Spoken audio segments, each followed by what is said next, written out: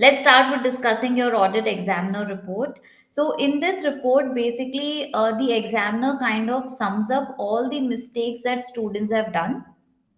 So, we learn one thing is mistakes that we should not be making in our exams.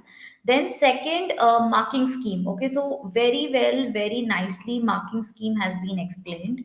So, marking scheme helps us understand what to write and how much to write.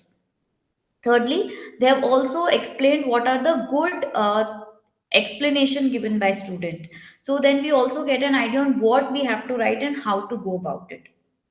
So all these is kind of covered in the examiner's report, and I'll also be giving you some tips here and there from my end on how to go about writing for your audit paper. So it's more about the writing skills that we're going to be discussing, and then if you have any questions, I will take it up at the end. So this is your examiner's report. This is for March and June examination. So on that paper, they have given the comments. Now, if you see, first there are general comments. So it says that candidates do not always receive the same set of questions. So we know that examination happens in the morning and in evening. So if your friend has written in the morning, you're calling him and asking him the kind of questions, and you're expecting the same. That's not going to happen because they prepare multiple sets. So they're giving you a heads up on that. Then they're saying candidates who do not spend sufficient time practicing questions are unlikely to be successful, as the written question and particularly aim to test candidates' application skills. So you have to practice, guys. Practicing is the key. Please, please practice as many questions as you can. That's really going to help you. Now, if you have to plan the paper, if I have to give you the time management for the paper, so there are two ways you can kind of split your time. Okay, one is a standard way to split your time, wherein you say 1 mark is equal to 1.5 minutes. Please don't say 1 mark is 1.8 minutes, because 30 minutes is buffer time you need to keep in the exam.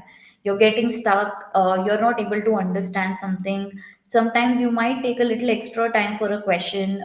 Any of those could happen. So 30 minutes is buffer, something that we have kept aside, which we are assuming is not available with us. So we have only 150 minutes available with us. That's why 1 mark is equal to 1.5 minutes. This is one standard rule you can follow across any subject, any paper. This is something that kind of always works. Now it's not like, let's say I'm doing an OT question. Okay, I read the question. Okay, 1 minute up, 1 minute up. Please don't do that. That's not the way to do it. Now, if you see, okay, I have one OT question which is for 10 marks. So typically 15 minutes I should take to spend. 15 minutes I need to answer this. So I'm starting now. Let's say it's 10 o'clock. So approximately at 10:15 you can check your time, or probably check it after some time, and then see, okay, how much time I have left. So don't continuously spend too much time checking what the time is in the exam. That's also wasting a lot of time. So this could be one way that you're doing it, or the other way that you have is you break it question wise. Okay, so you break it section A, section B. Again, we have three questions. So question one, two, and three. So typically, section A you should not be spending more than 45 minutes. Then your section B, which is your 30 marker, you can spend 1 hour on this. Okay, then you have your 25 marks, and then you have your 20 marks, which again you can be spending 40 minutes and 40 minutes here. So roughly this will come up to 3 hours is what you can do. So 40 minutes plus 40 minutes, this will give us 190 minutes is what this is going to come up to. So I've also considered the 15 minutes reading time in this, so you can spend that extra 15 minutes on your section A. So 45 minutes for section A, 1 hour for your 30 marker, 40 minutes for 120 marker, and 40 minutes for your another 20 marker. So either you could do this, or you could follow this 1 mark is equal to 1.5 minutes, but you have to start timing yourself and you have to write your answer accordingly. Now, moving on, if we read the examiner's report, they have actually not explained a lot on your section A. All they have done is they have given one question, one scenario based question, and they have just given the answer and they've explained the answer. They have not given what is right, what is wrong. Now, again, in your section A, the key is, guys, to read the question really, really well, because sometimes there are some small requirements which you tend to overlook, and that's why two three options can seem to be right in the exam. So please read your question really well, spend little extra time on reading the question, and then answer it. So this is one tip. Second tip, guys, please do not skip any question in section A, because it is an MCQ based question, plus it does not have any negative marking. So please attempt it. Even if you don't know, attempt it, flag it for review, and leave it, so that if you don't get time later on, at least something you have answered. Because not answering is giving you 0 marks, but answering can give you 0.25 probability of getting a right answer. So please always answer all your MCQs and try to finish it within 45 minutes. If you practice your OT questions very, very well, I'm very confident within 15 minutes you can solve one OT question. To practice OT questions, my recommendation is you use at least two materials. Now, what are those? First, either Kaplan or PPP, because if you see both of these materials, lot of questions overlap. So either of this. Second, please use your ACCA Study Hub. Okay, very important to use your ACCA Study Hub and your Kaplan and BPP. Please use two resources for Section A, because Section A will get better with practice. The more you practice, the more confident you're going to feel. So the more you will be able to understand how to decode the question, how do I specifically read. Your reading can get better. So that's one trick for your Section A. Read and solve as many questions as you can. Your Section A is going to get very perfect. Again, if I have to target in my examination, out of this 15 marks, out of this 30 marks, you should be targeting at least 20. So at least 10 MCQs have to go right. 20 is targeted here. It makes the paper very easy to clear. Okay, so even have that in your mind, that when you step out of the examination hall, you should be very confident that yes, 10 of my MCQs are correct. I am 100% sure. Okay, so please practice them very, very well. Now, moving on to section B. If you see, section B also has a very standard kind of a question. Okay. Oh, sorry. Before that, section A, if I have to say in terms of what kind of questions tend to come a lot, ethics, reporting. These two topics, you see almost every attempt, one question comes from these topic, ethics and reporting. So please do these two chapters along with finalization. So these three chapters do very, very well. If you're doing these three chapters well, I'm sure you can score 20 in your MCQs for sure. Focus on these.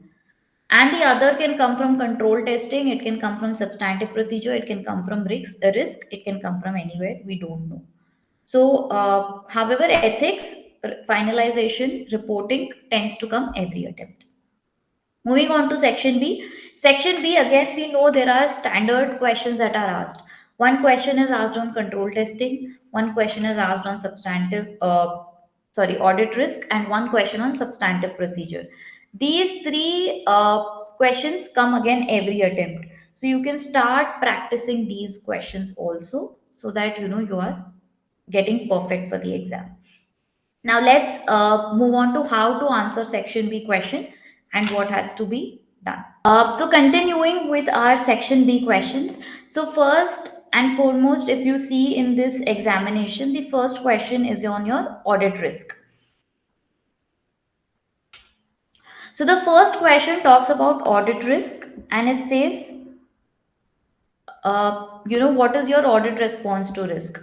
Now, when you talk about audit risk, there are some things that you really need to keep in mind. Okay, with regard to audit risk, you have to talk about basically what could go wrong. Always remember, if I'm talking about audit risk, I am talking about what could go wrong. So what is wrong in this particular ledger? So either it's understated, either it's overstated, either it's not accurately accounted or it is non complying with my IAS. That's are the things that can go wrong with your a particular ledger. So that's mainly your audit risk. Auditor's response is how would you go about verifying this? How would you go about checking this? How will you get your audit evidence? That's what you need to put in your audit response. If it is now asked for 8, so directly you will get 1 mark for each point. Now in your audit risk you will get half a mark to identify the risk. That is basically, let's say, the in this case, like, the plant and equipment is not accurately accounted. So if you have identified that, that's a half a mark. Now why is it not accurately accounted? Because it is not complying with my capitalization rule. So that will give you another half mark, and you also have to say, hence, plant and equipment is overstated, understated, or whatever is the problem. So that is now giving you another half mark. So that's how you get 1 mark in your audit risk. In the response, you have to write how will you go about verifying this. So if my capitalization is a problem, you will have to discuss with management how the capitalization has been done. So in this case, what they have done is they have capitalized advertisement expense in the plant and equipment. So in your response, you will say obtain a breakup of the advertisement expenses, uh, and discuss with management how these are increasing the efficiency of the plant and machinery and the basis of capitalization, because you will only capitalize something if it's increasing the efficiency. And in general rule, we know advertising expense should not be capitalized. So you can put that in your audit response, or you can also write that advertising expenses generally do not increase the efficiency of the asset. Hence in this case, the fact needs to be discussed with management and ask them to make a correction in their accounts. So that could be your audit response. So how are you going to deal with this risk? What are the procedures you're going to be conducted? What evidence, what is the process of collecting evidence? Any of those could be your auditor's response. So what will be your plan of action? One solid point will give you 1 mark. So follow that rule. So it's also been documented here. Okay. Identification will give you half mark. So capitalization of plant and capitalization of advertising expense is the audit risk. Why it is the audit risk? Because it is non-compliance with my capitalization rule and overstatement of my plant and machinery. And how are you going to be checking that? Will give you your 1 mark. Then they are saying only attempt to the list of the required number of points. So in this, you can clearly say they are giving asking us for 8 audit risk. Only write 8 audit risk. Don't write 9 or 10. This will not give you extra marks, guys. 8 risk, 8 response, 16 marks is what you can expect. Now, why should you not be writing more? Is again because of time management. If you overwrite, you will not be able to manage within the time frame. Okay, so that's your issue over here. So we know we have to write only 8 points. If asked only eight, don't tend to overwrite. Then this is something that they are suggesting, use the highlight function while reading the question. So what you should be doing, what they're saying is, okay, I'm reading. So I know, okay, there is advertisement expenditure. I know generally I do not capitalize, so highlight this. If there's any other problem, they have received a complaint from the building authority that the building is not built based on the rules and regulation. So again, highlight this so that whenever you're framing your answer, you have these points highlighted and it's readily available. Now that's what the examiner is suggesting. I have another trick to this. Okay, always first read the question. So you've read, describe 8 audit risk and explain the auditor's response to each risk in planning the audit of Green Co. So I know what I need to look for. I need to look for risk and I need to explain my response. So I start reading. Then I see, okay, the advertisement expenditure has been included in intangible asset. So what I do is I copy this and then I paste it here.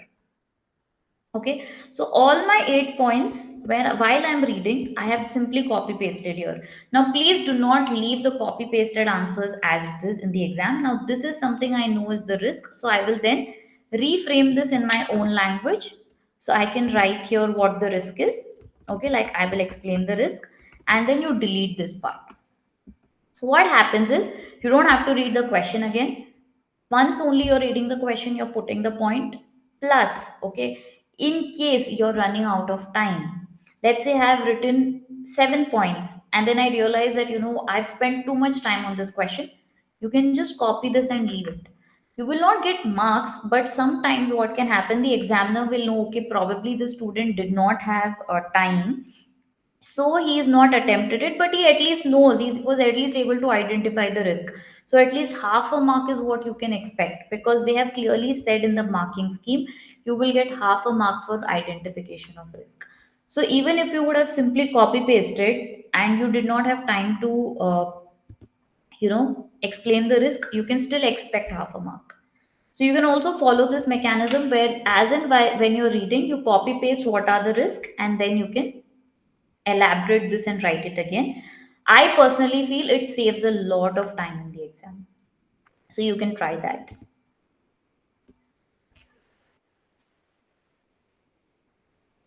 Then they're saying often candidates simply copy paste functions when drafting their answers for identification of risk. So, like I said, please don't copy paste. In case you don't have time, that is something is okay. But however, after you've pasted, please reframe this in your own language, like write it in your own language here, and then delete the requirement of question. Please don't copy paste.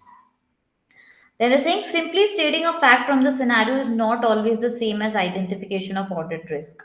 So, like I told you, what is audit risk is what could go wrong. Things that could go wrong: understatement, overstatement, non compliance with IFRS, inaccurate calculation. So those are something that you need to write in your audit risk. So, financial accounting knowledge is also important as audit risk will often focus on the accounting treatment used in the financial statement. So, you need to know what your IFRS, what your standard of accounting says to identify something is wrong or right. Then here they have said that there are least identified risk. Okay, some of the least identified risk is there was a CEO is planning to sell his shares.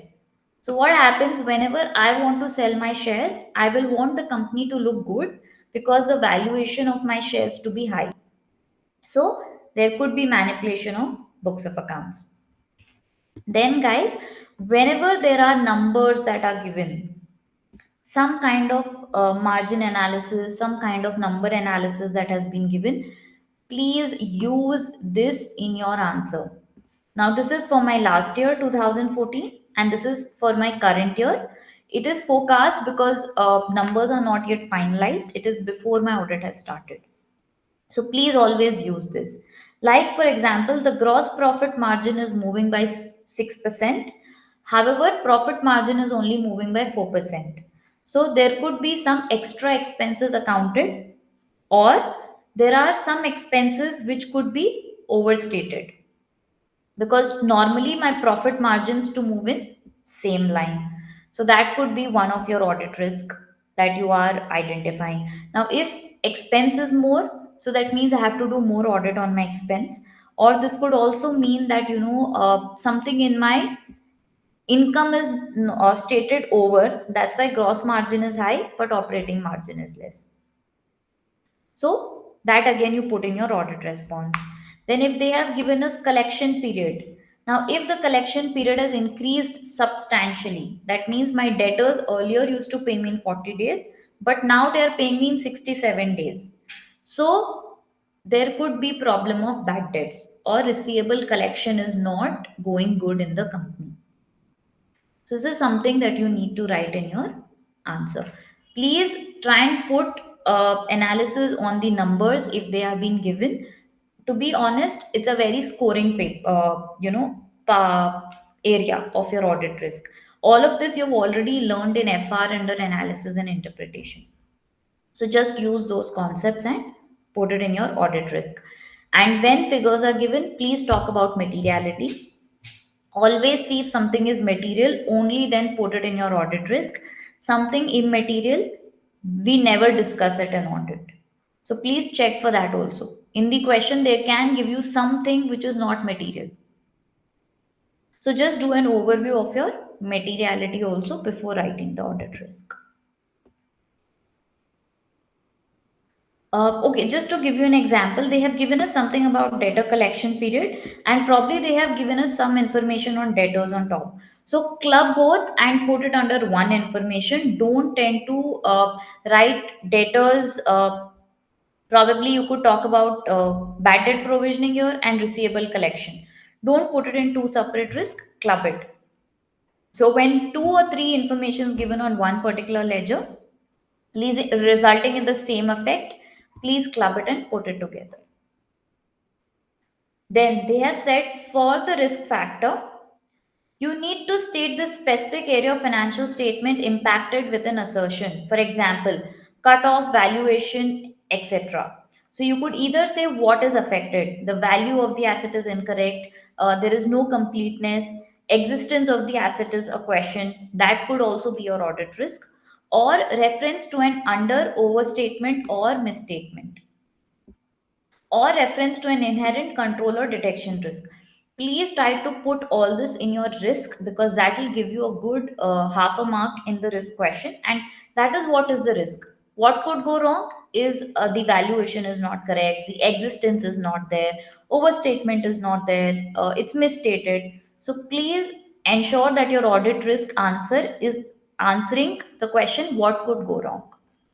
If you follow that rule, your audit risk is always going to be right. Then they are saying for risk explanation. For example, candidates focus their explanation on the advertising expenditure risk, on how the intangible asset should be amortized. Instead, the risk actually related to overstatement of intangible asset, as the expenditure should have been expensed. So, you have to also talk about the main issue, which is overstatement of intangible asset because of capitalization of advertising expense. Explanation should also be good. Now, what is expected in auditor's response? Now, response is one an auditor would make and not the management. So, first of all, what will auditor do, not the management? Okay, so now here, what would the management could do? Management could rectify the accounting entry. This is something that you should not write in auditor's response saying that rectify the auditor's entry. So don't put that. So what the auditor can do? Auditor can discuss with management and ask them to make the correction. That's what the auditor can do. So please think from auditor's point of view, not from management point of view. They've also given an example. For example, there is an increased receivable collection period. So response to that cannot be recruit a replacement credit controller. That is not what the auditor does. That's what the management will do. You can only suggest that please appoint a credit controller. That is something you have to keep in mind.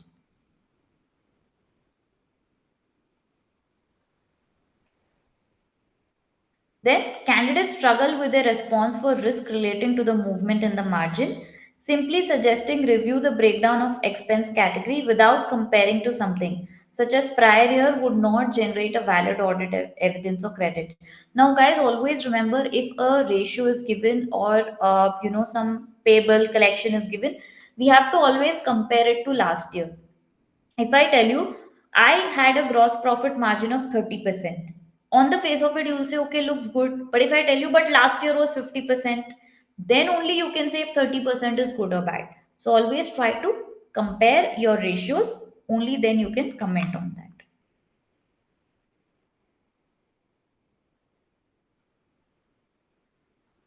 Then they are saying don't put general statement, try to be as specific as you can, try to put as much information you can gather from the scenario. It will really help you get marks.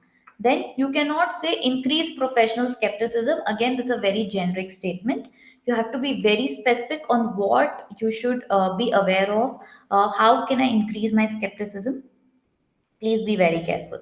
So says it is not suitable auditor's response for 1 mark. So simply writing increased professional skepticism will not get you marks. To gain the full 1 mark, candidate need to focus on additional testing of judgment areas as well as assigning more experienced staff to audit.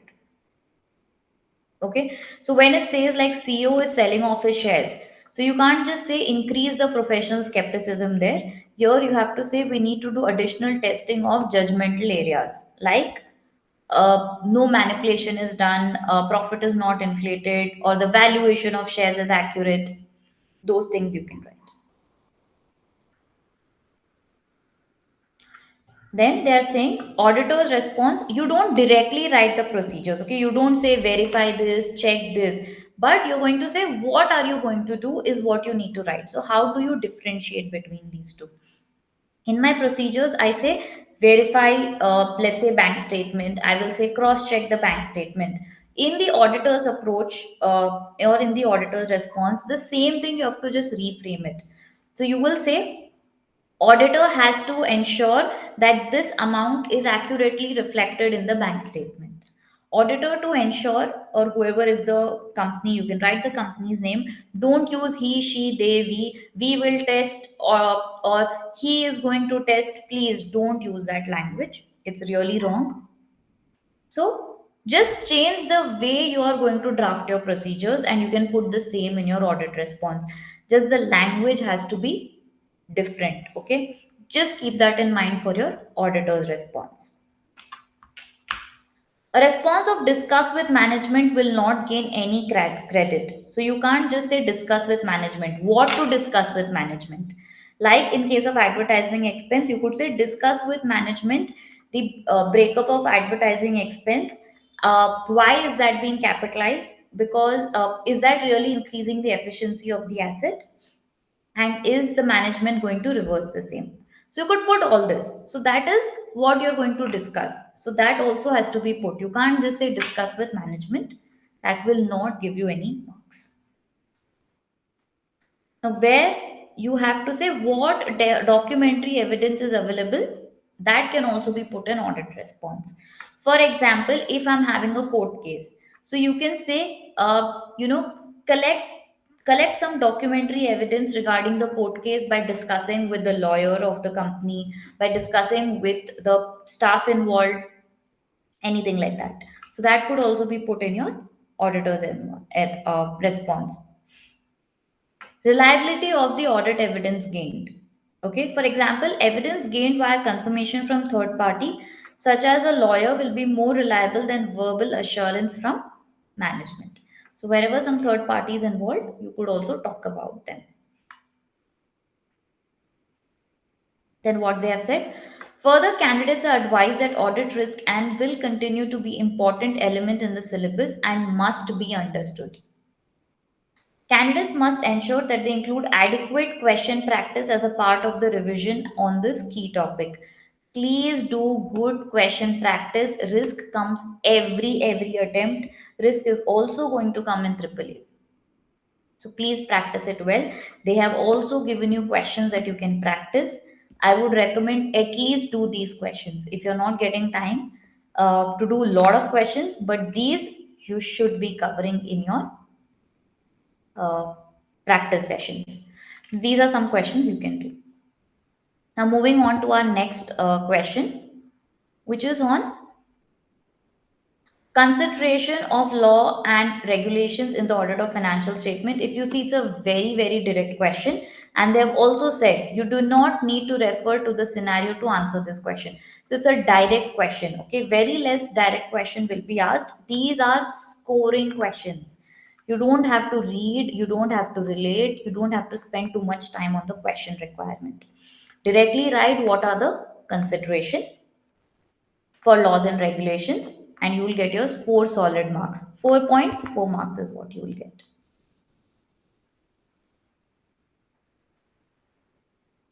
So what the question is asking, especially for knowledge question, where candidate should aim to score full marks. So they're saying these are your scoring part. Directly you have to just write what the standard says, you will get 4 marks. Now in this case, what they are saying, what you should keep in mind.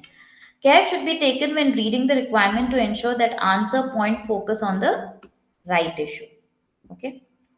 Candidates did not perform well on this requirement. Many provided answers focused on auditors' responsibility in relation to fraud and error. Here they are clearly asking consideration of law and regulation. So you should be talking about compliance, understand what laws and regulations apply to the entity, understand if they have been complied by verifying your annual reports, your challan statements, have payments been made on time, have these laws and regulations been disclosed properly in the books of accounts. If there has been any deviation, has that also been considered?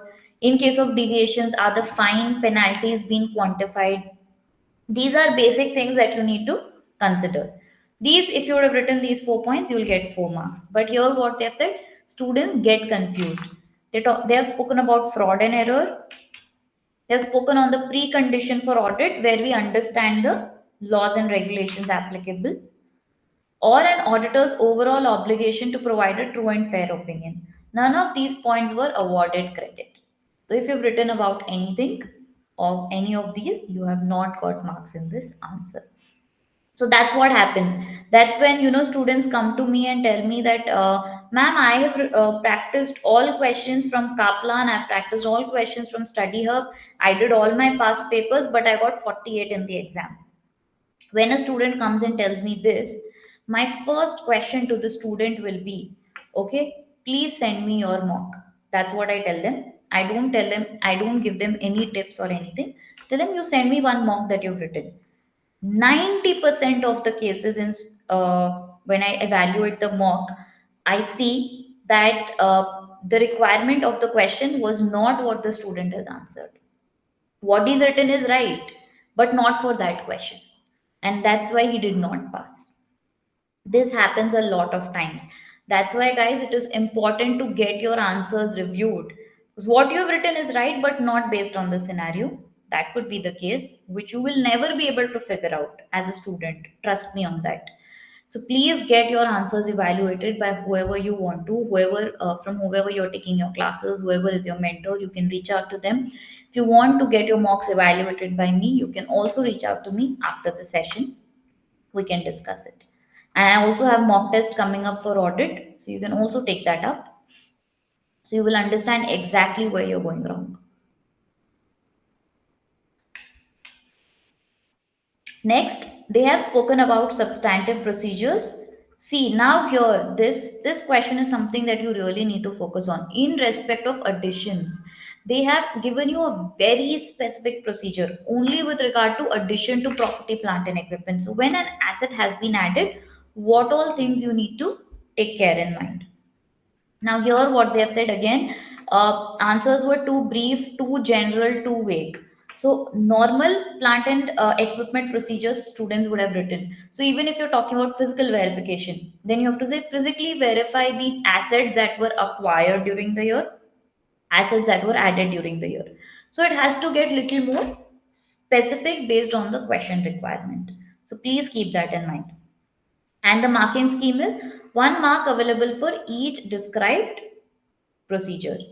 That's what you will get. Nothing much there. Then it says it only relates to one assertion or element. It only talks about addition. So you have to only focus on addition. Then they said any general PP procedure would not gain credit. Okay, so you will not get credit. They have also given one example of what a good answer looks like.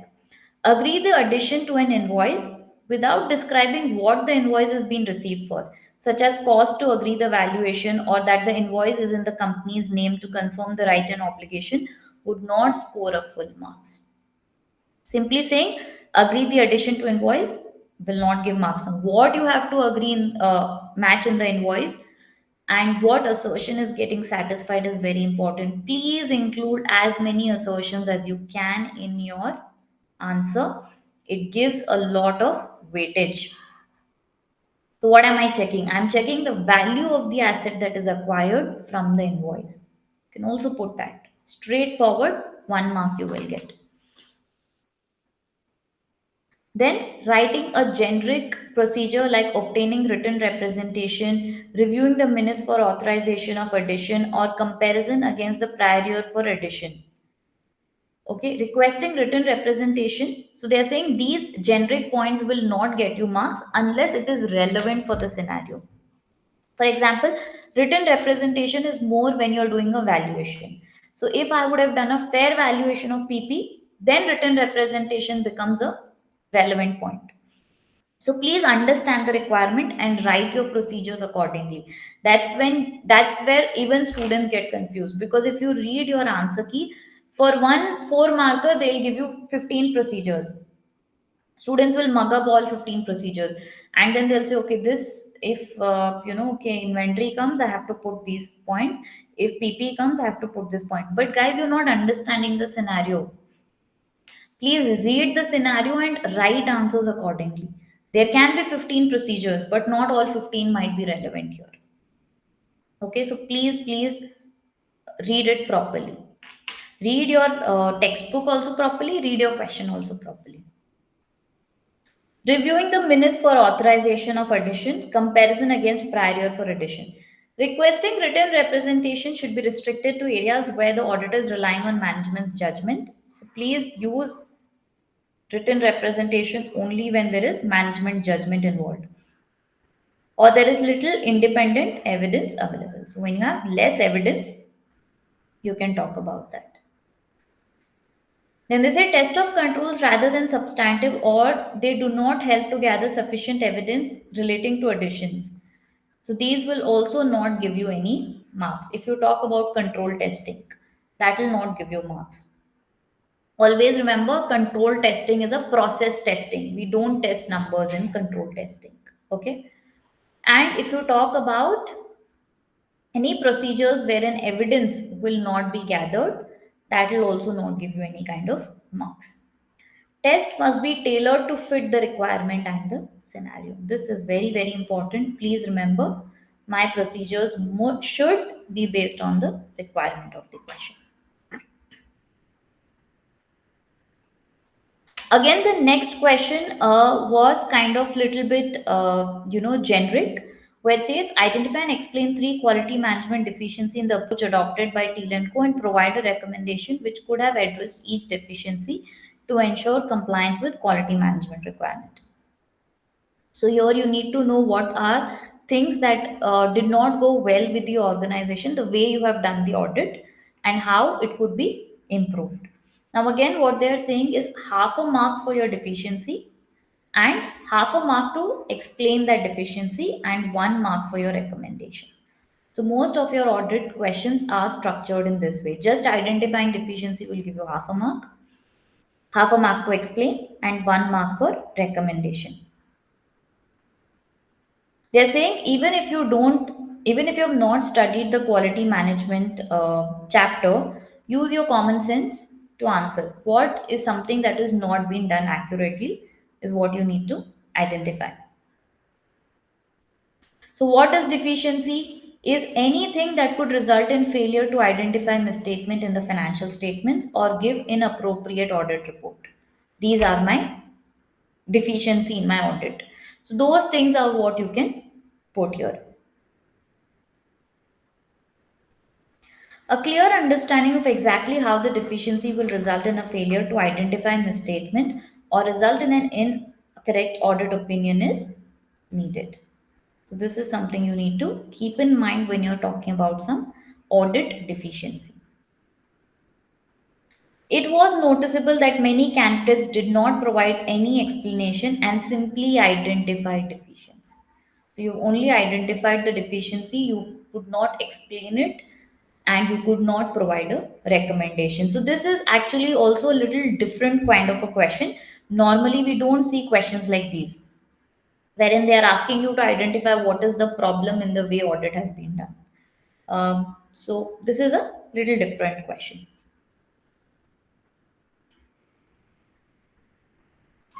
Candidates provided vague response such as senior and experienced auditors are required for auditing. But why do we require senior and experienced people? You have to explain that.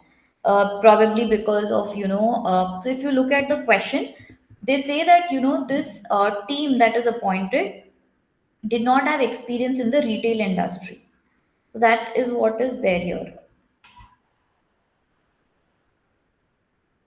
The audit team who carried out the audit does not has previously audited educational organization not retail or manufacturing company. So they have not audited this kind of business. So you can say why the audit team kind of needs to be changed, or give them enough kind of training, keep them updated regularly with the audit plan. That could also be some factor that you could have included here. Then they're saying candidates should be prepared for unusual requirement and take a common sense approach in tackling them. So one unusual requirement will definitely be in your exam. So it's going to be like a bouncer question. All you have to do is sit down, read the question well, and break down your question in as much detail as you can and answer it. In the exam, if you feel there is one question which is out of the box, my suggestion, leave it, move on to your next question, do those questions which you are 100% confident about, then come back to these kind of questions. Because if you're going to get stuck here, it will take a lot of time. Now, the next question talks on internal control, and it says describe three matters the auditor should consider in determining whether the deficiency in internal control is significant. So, first question is a very direct question where it says define the control deficiency. Whenever they talk about define, you have to just state what internal control is and what is the deficiency in internal control. So that will give you 1 mark. Now if you see a question like this, they have already said describe three matters. So 3 marks is something I'll get here, and 1 mark is something I'll get here. So for this 1 mark, don't write too much. One good statement, one good explanation of deficiency in internal control is enough. Now, normally, if you see the word define, it means trying to state the language as it is from the standard. But that's obviously very difficult. You can't remember so many definitions and so many words. Now how do you tackle these kind of questions? Okay, so first and foremost, my suggestion is please explain it in your own words. It's okay if you cannot state the exact language, but at least try and explain it in your own words. That is there. Second, to understand what these kind of questions can come, when you open your ACCA study hub, there is an option of flashcards. You can use this. In these flashcards, there will be words that pop up, something like misstatement, something like internal control, something like auditor's responsibility. So all these different words come in. So you can just open these flashcards. Probably you can do 10 in one day, wherein you see misstatement. Okay. Any error or any incorrect amount stated in the financial statements is a misstatement. Okay. So I know what is misstatement. Internal control. Any control applied by management to ensure that the process of a particular transaction is carried out accurately. That's an internal control. Okay. So each word you can start saying it in your own language. You know, okay, I know this meaning, I know this meaning, I know this meaning. If you don't know anything, you can probably flag it, or you can make a note of that particular word and the meaning, and you can keep this for your revision. So this is one way you can learn these defined questions. You use your flashcards in your ACCA study hub. Then they say describe three matters the auditor should consider in determining whether there is a deficiency in internal control is significant. Now, guys, this is important. You have to talk only of major issues. You don't have to talk about minor issues. Keep that in mind.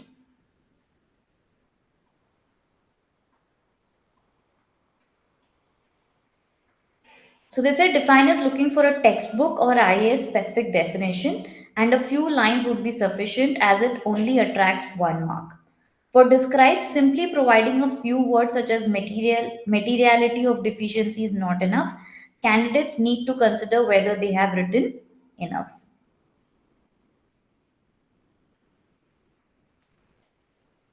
Then they say they have felt that this area is pretty poor. Candidates should improve and get better knowledge of this question. Again, they have given you good practice question examples.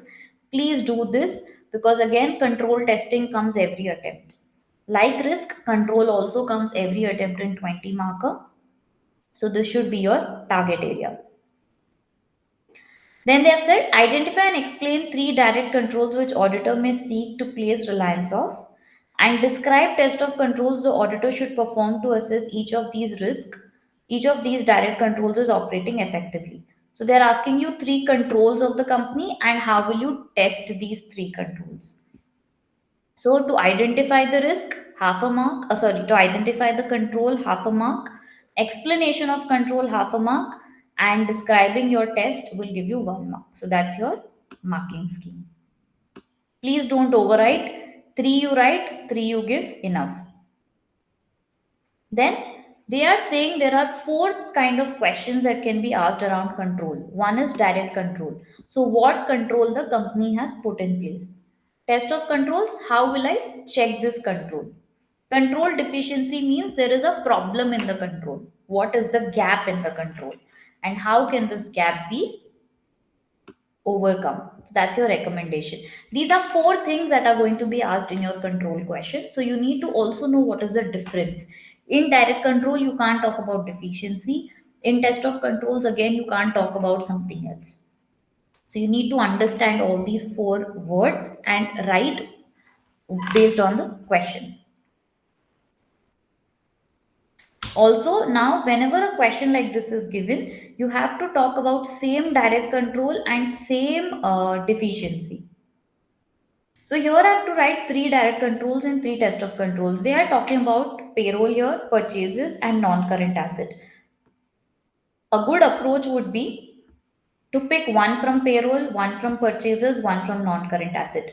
Don't pick everything from one particular point. That shows you've not read the question, or that could show your lack of confidence on purchases and non-current asset. So those are also showing that you're not technically good. Now here, for example, okay, what they are doing is the payroll automatically calculates the gross pay, net pay with standard deductions, and these are immediately emailed to employee. So there is no check that is happening if the payroll system is accurately calculating the salary. So probably if this was the control, okay, so write the control and write how will I check this. Sorry, I spoke about deficiency. So here, for example, if I have to talk about this direct control, so I'll say the control here is that there is an automatic calculation of the payroll system. The gross pay and the net pay is automatically calculated by the system. How will I verify this? For any 1 month or a sample of 4 5 months, I will verify how the payroll system has been generated. You could also talk about IT test here. So we could do a system verification on how these payroll sheets are being generated by the system.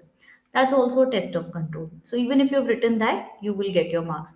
If I'm talking about any control here, the same controls, test of controls I need to put. I can't talk about two different controls in one point. So here, in case of direct control, the control as described has been appropriately designed and is being operated in such a way that it would prevent or detect a material misstatement. So that is what a control is. So if you want to understand how to identify your control, control is something that would prevent and detect my misstatement. That's what I need to put in my control. Then they have given us one example. So, for the control over the supervision of staff identification card, simply recommending observe the signing in and signing out process would only gain half a mark.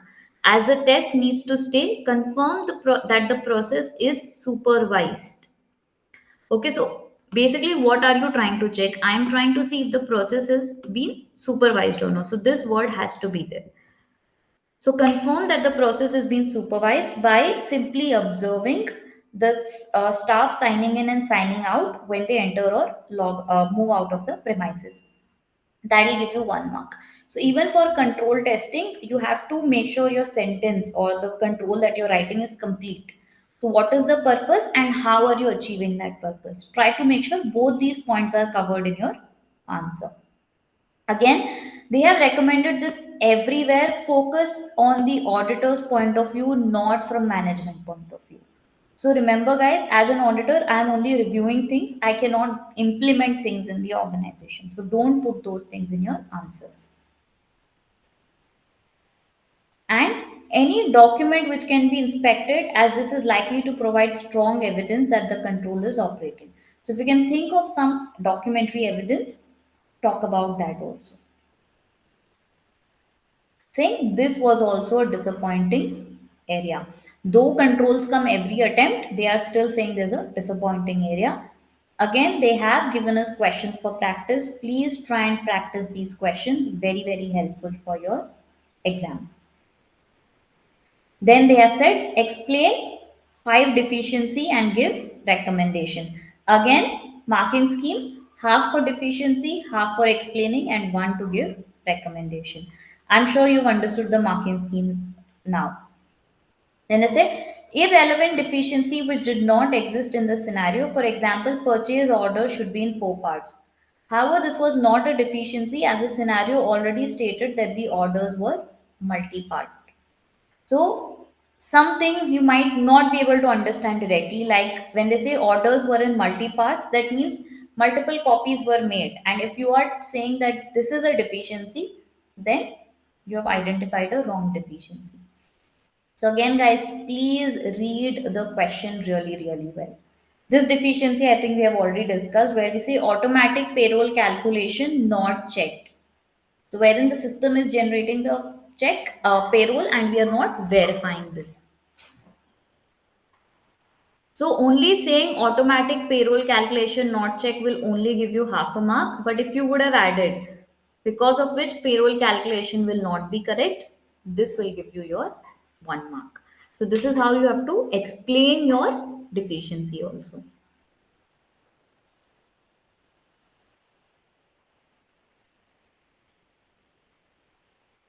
Recommendation must be action rather than objectives. Recommendations which are phrased as ensure that are unlikely to gain much credit. So how will you give your recommendation? So you will say, uh, you could probably say that not ensure. If I have to talk about this, okay, where automatic payroll calculations are not checked, you can say verification of the payroll check manually or verification of the payroll check by a senior finance staff would give an accurate payroll calculation or would ensure that the payroll is being calculated as per the system.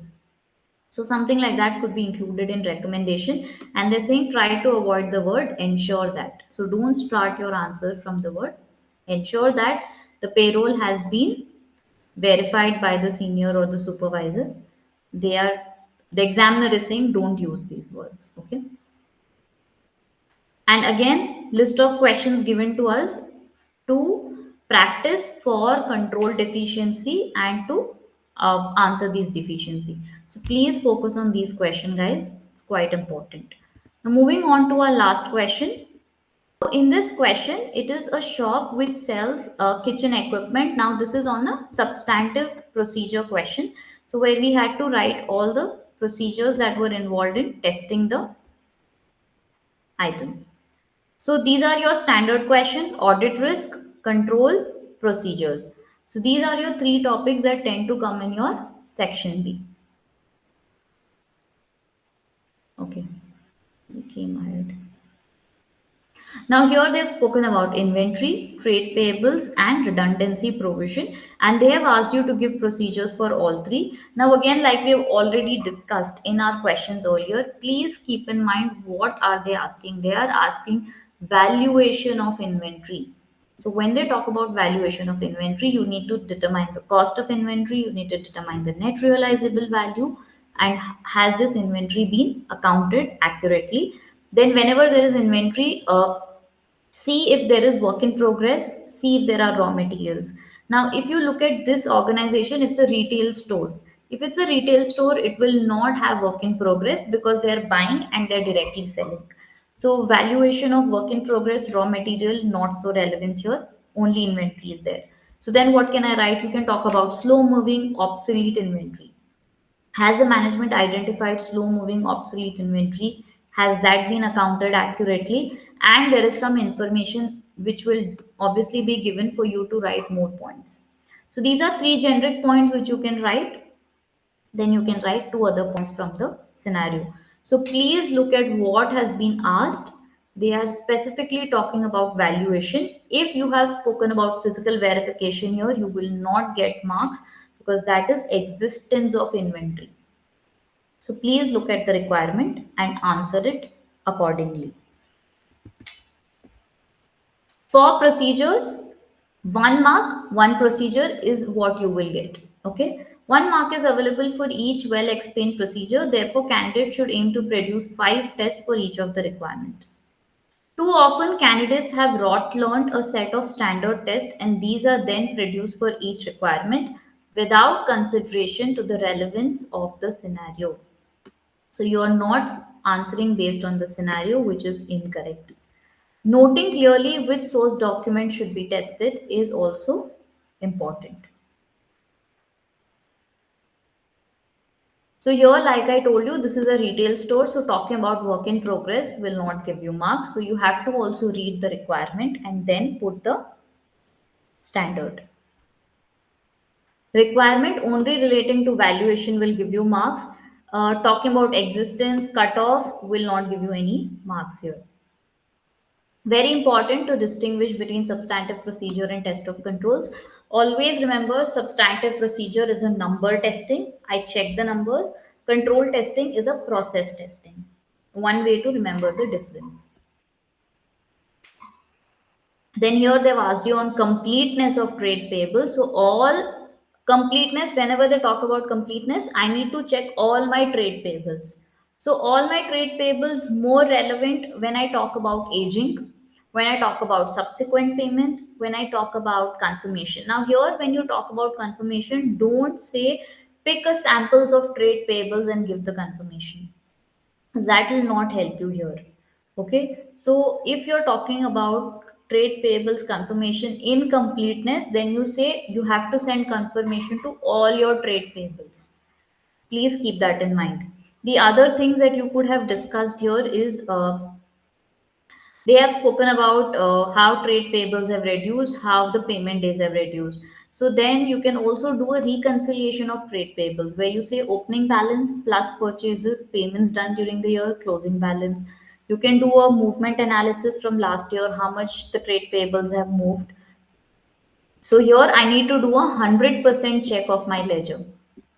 Whenever they talk about completeness, you have to talk about 100%. Okay, so all that you need to keep in mind. Say confirmation circulation would not be performed. There were no credits awarded for this procedure. So I think in the scenario they have already said the audit team has decided not to perform a year-end payable circulation. So if this is being given, don't talk about confirmations here. It will not give you any marks. And here anyways we have to talk about completeness. Focus on the test and on the statement of financial position rather than on purchase and revenue. Because it's a balance sheet item, talk more about payables rather than talk about how you will check your purchases or your revenue. Many candidates fail to score well in this type of requirement because their procedures are vague or too brief. Don't keep your procedures vague and brief. If they're talking about completeness, talk about completeness of your trade payables. Comparing the trade payables to prior year with significant difference being discussed with management would not gain the full marks. Candidates who compare the balance to prior year to identify any significant difference only gain half a mark. So first I'm getting the difference and then I'm discussing with management. That is what will give me marks. Half procedures, half steps again will not give you marks. So please be very careful when you're writing your procedures question, because this is a very scoring part, to be honest, because there can't be anything which is very different that can be asked in procedures. There's standard procedures, there are standard ledgers. New ledger will not be created, new procedures will not be created.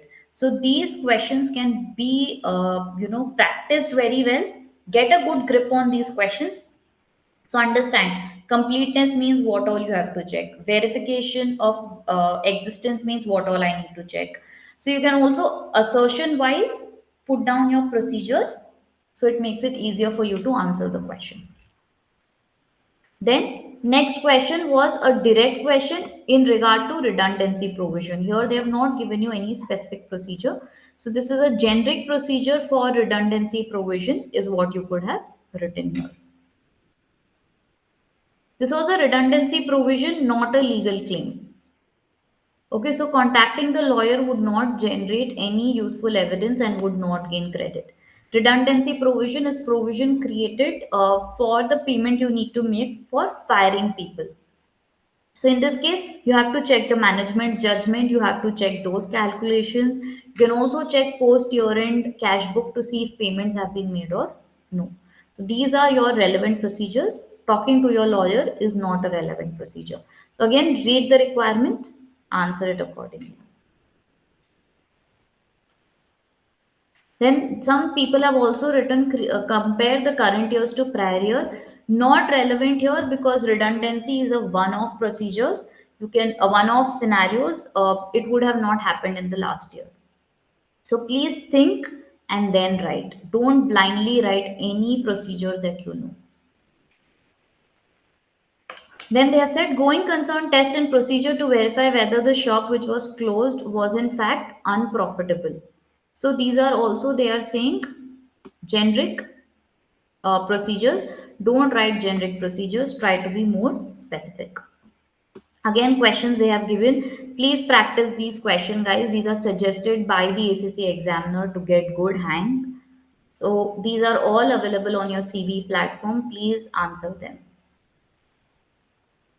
Say discuss the issue and describe the impact on auditor's report if any. This should remain unresolved. So then they have given us a scenario, some redundancy provision, and ideally you were not supposed to be accounting. So how would you determine the impact on audit report? Now if this comes for 5 marks, the five standard points you need to write, and audit procedures, these are the kind of audit report, these are the kind of questions you will get where there will be an issue and you need to determine the impact on audit report. So 1 mark you will get to describe the issue. They have also given us here 1 mark to discuss the issue, 1 mark to see if it is material or no. You will get 1 mark for this. 2 marks for the type of modification. Now, again, how will you split this? 1 mark to talk if it is pervasive or no, and 1 mark to say if it is, modified, unmodified, qualified, adverse, this thing, and resultant impact on audit report. So, for resultant impact, you can put the language. So you can say if it is qualified. So you can say except for this issue, the financial statements give true and fair view. So you could also talk about the language. You could also say that include or you could say change the opinion paragraph from qualified to qualified opinion paragraph, and the next paragraph would be basis of qualified opinion.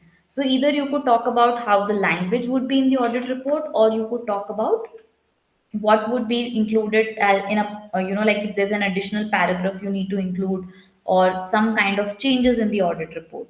So impact on the audit report will give you 1 mark, 2 marks to talk if it's pervasive or which kind of audit report, one for materiality, and one to discuss the issue. So this is your standard marking scheme. This is a standard 5 mark question. Again, I feel this question is not very very difficult. You should target 5 on 5 on this for sure. So 5 here, 20 coming from your MCQs, 25 marks is this area that you should really, really focus, which covers your three chapters: ethics, finalization, and audit report. These three chapters should score you 25 marks in the exam. Then they've said recent exams have seen an improvement in candidates' discussion of the issue. However, this session it was disappointing to see that many did not gain the available 1 mark, as very few candidates stated that provision was understated or profit was overstated. So this was the issue. Again, questions for practice has been given to you. So guys, for each area the examiner has given questions for audit report, for your procedures, then for control testing, for audit risk. Please at least practice these questions because they'll get you a good understanding, and try to make sure that these mistakes are not there in your answer. And please try to write relevant according to marks, because I've also explained and discussed the marking scheme with you. I hope you've understood what you need to put in your answer and how to go about framing your answers. So, guys, please study well for your audit exam. Audit is more about practicing. Please practice as many questions as you can. Try and understand the marking scheme, write accordingly. And please be very confident about the paper. Honestly, it's a very easy paper to pass because the questions are very, very standard. You know, these topics will only be tested. There is nothing new that kind of comes in the paper. So, please. Practice well, be confident about your exam. Go through the examiner's report again if required, to understand your marking scheme, to understand mistakes you should not be avoiding. And you require any kind of assistance, you can always reach out to me. And wish you all the best for your examination, guys.